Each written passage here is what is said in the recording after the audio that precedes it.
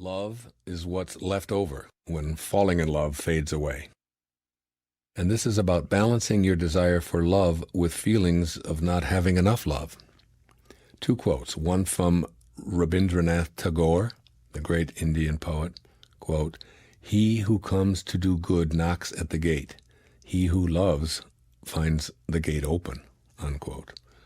And from D.H. Lawrence, quote, "Those that go searching for love only make manifest their own lovelessness, and the loveless never find love, only the loving find love, and they never have to seek for it," unquote. Love is something that we desire, and why not? The more love we receive, the more we feel loved, and the better we feel. Feeling good, or feeling God, is feeling balanced and in perfect harmony with our source of being. Obviously, then, one of our highest and most fervent wishes is to be the recipient of an endless flow of love. So what creates this huge imbalance between what we desire and how we feel? There's irony involved in the correction of this imbalance, and the observation of D.H. Lawrence in the opener spells it out perfectly. As with all of the major imbalances I've spoken about in this program, rebalancing always involves an energy realignment that isn't achieved simply by memorizing strategies or by adopting new behaviors. Rather, it's essential to know what kind of vibrational energy patterns you're sending to your desires. In this case, your desire is to feel good by having as much love in your life as you can balance. This can't be accomplished by demanding it or by seeking it from outside of yourself.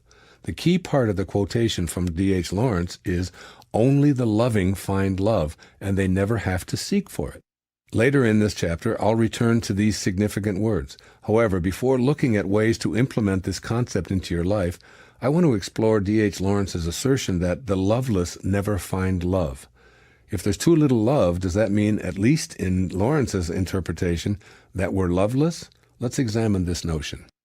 The loveless factor in this imbalance.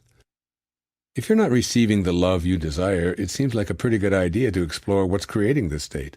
Obviously, most of us want to place the blame for lovelessness on something external to ourselves. That's a waste of time and energy. But it often feels good because blame seems to alleviate the pain, even if only briefly. However, blame energy only helps you remain out of balance, whether you're blaming yourself or someone else. Being in balance is centered around the premise that you receive in life what you're aligned with. By now you must have heard it enough times as you listen to this program to know that I mean that you get what you think about. While you may justify your loveless state with thoughts of being unappreciated or choose to see the whole world as an unloving place, the fact remains that you're experiencing the imbalance of not feeling good because you don't have enough love in your life.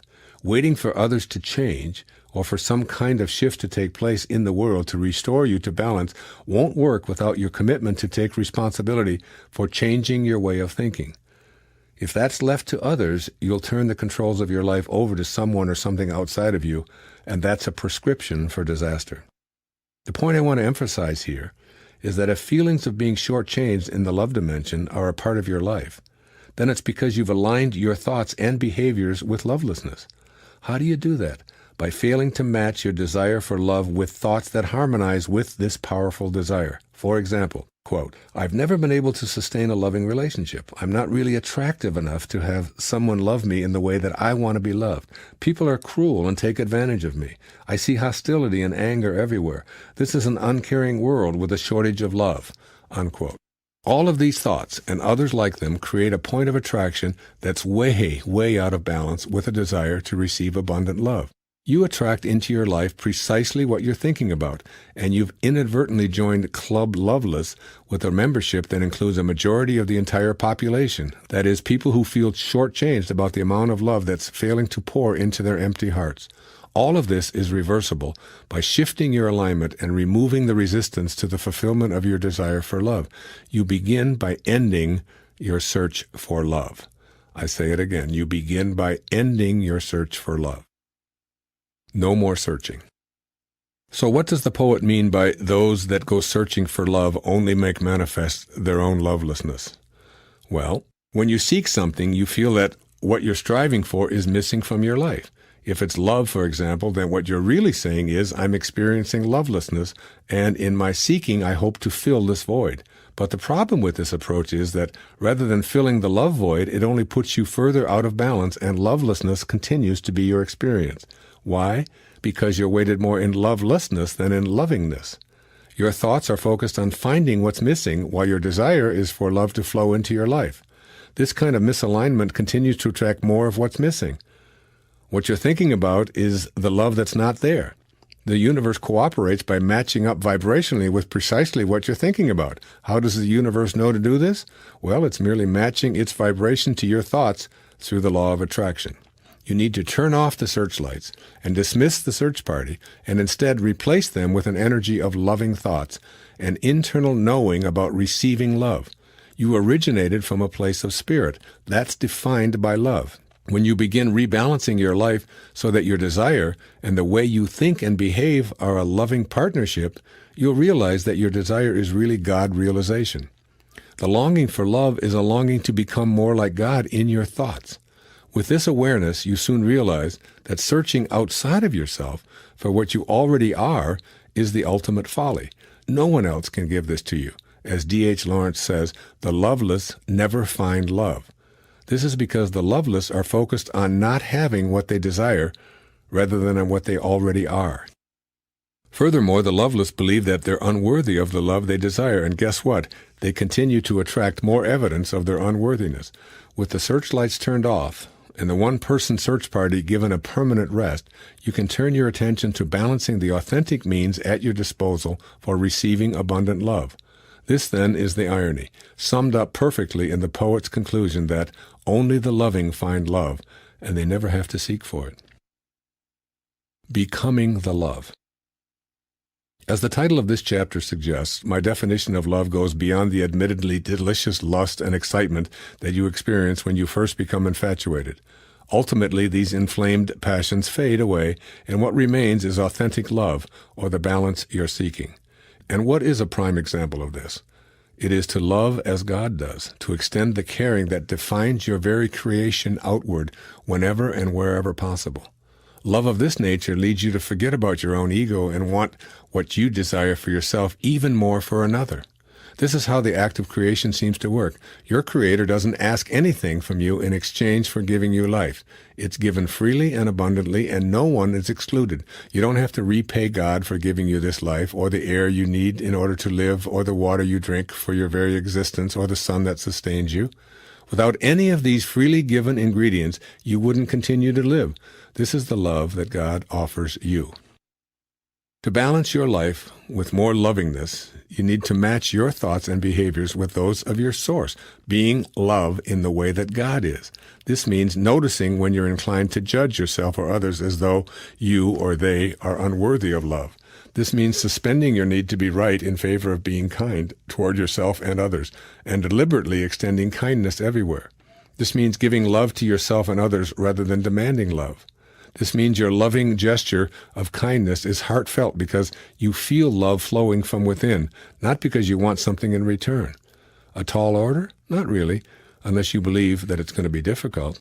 Lovingness is a feature of your natural state, and your ego isn't part of that state. Ego dominates because you've separated yourself from your God self, the loving self that came here from a place of perfectly divine, unconditional love. You've carried this ego idea of your own self-importance, your need to be right, for so long that you've deluded yourself into believing that the ego self is who you are. Talk about being out of balance. You've opted for a belief in pure illusion. By allowing this illusion to be the dominant force, you've created through your ego-centered self a heavy imbalance in your life. The result is that you want to feel love, the real thing, the love that is the very essence of your being, the love that you are, but you feel emptiness instead of lovingness. Why is this so? Because the emptiness can only be filled with love by opening your heart connection to the spirit of love that originates you know not where, but can be felt within you. It's your empty space, no one else's. Therefore, only you can fill it. Your objective is to ask love within you to make its presence known, to have an awareness of being so full of love that this is what you have to give away. That's all you have to do, ask and receive. By doing just that, you'll attract more of what you're giving away. You can only give away what you have inside. The restoration of this imbalance is dependent upon your willingness to reconnect to your source of being and become an instrument of love. You must vow, from this moment forward, to see yourself exclusively in loving terms, and to invite love to accompany you 24/7. Here's an affirmation to help keep you on this path. Holy Spirit, guide me now. This simple, powerful statement aligns you with love. Self-contempt or self-rejection cannot distort your balance. You only have love to give away.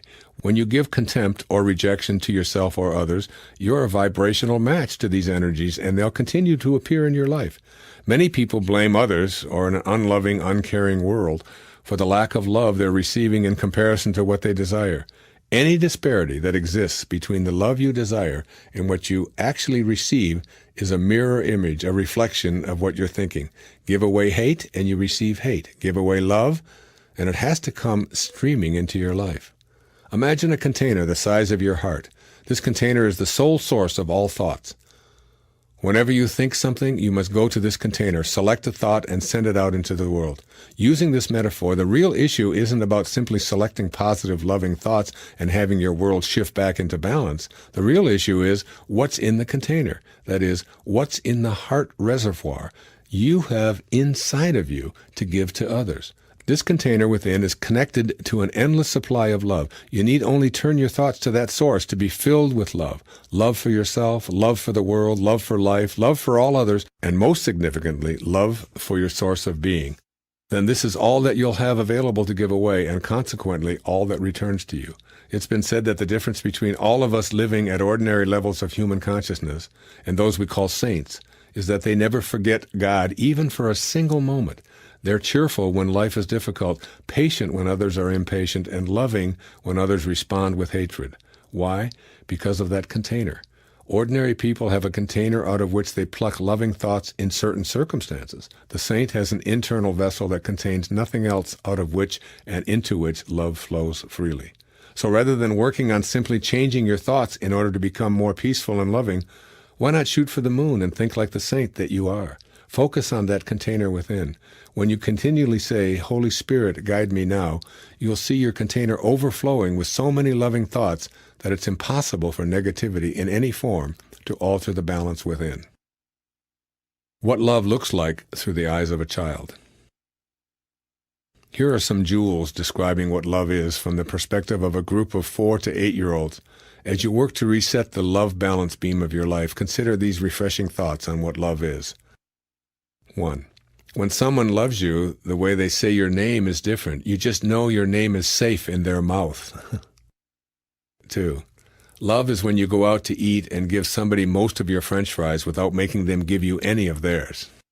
3. Love is when my daddy makes coffee for my mommy and he takes a sip before giving it to her to make sure the taste is okay. 4. Love is when mommy gives daddy the best piece of chicken. 5. During my piano recital, I was on stage and I was scared. I looked at all the people watching me and saw my daddy waving and smiling. He was the only one. I wasn't scared anymore. And my favorite. Love is what's in the room with you at Christmas if you stop opening presents and listen. There you have it. Look within and around. Listen. Love is what's left over when falling in love fades away, because love is an endless source. Give it away. Share your French fries. Give someone the best piece of chicken. Wave and smile to the universe, and you'll soon know what Victor Hugo meant when he observed, love is the reduction of the universe to a single being. Not only is love what's left over when falling in love fades away, but love defines the source from which we came. Elizabeth Barrett Browning poetically describes the end of life as a return to pure love. She says it this way, "Guess now who holds thee? Death, I said, but there the silver answer rang, not death, but love." And so it seems that love is truly all that's left over